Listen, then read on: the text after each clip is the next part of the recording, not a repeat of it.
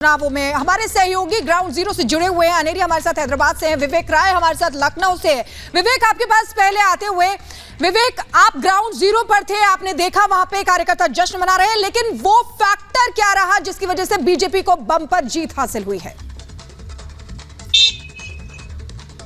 देखिए, आज की जीत की बात करें तो भारतीय जनता पार्टी इस बात को कह रही है कि उनकी जो नीतियां हैं, उनकी जो जन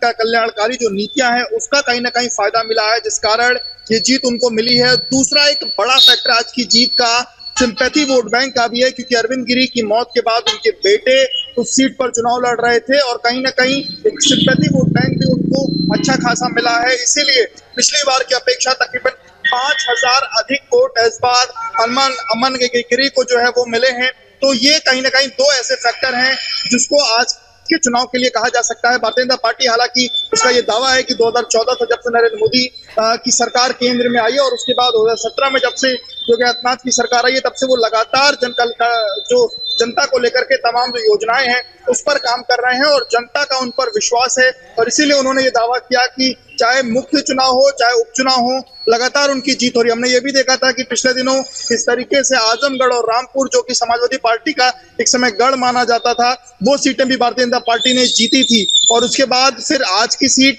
हालांकि ये सीट इसके पहले भारतीय जनता पार्टी के पास ही थी, लेकिन 2012 में जब समाजवादी पार्टी की सरकार बनी थी, उस दौरान परिसीमन के बाद सबसे पहली बार गोला गोगरण सीट पर चुनाव हुआ था, तब समाजवादी पार्टी ने ही वो सीट जीती थी। हालांकि 2017 में जब भारतीय जनता पार्टी की एक लहर चली तो तकरीबन 55,000 वोटों से अरविंद गिरी ने ये सीट जीती थी, लेकिन 2022 में जो उनका जीत का मार्जिन था वो कम हुआ था। लेकिन अब उनके बेटे जब अमन गिरी जब आज चुनाव लड़ रहे थे तो उनका जो मार्जिन है वो उनके पिता से तकरीबन 5,000 अधिक वोट उनको मिले हैं। और कहीं ना कहीं भारतीय जनता पार्टी के नेताओं के बीच में एक जो जोश खरोश की बात की जाए तो वो इससे काफी ज्यादा उत्साहित है, क्योंकि आपको बताऊं कि आने वाले समय में उत्तर प्रदेश में नगर निकाय के चुनाव है, 17 नगर निकाय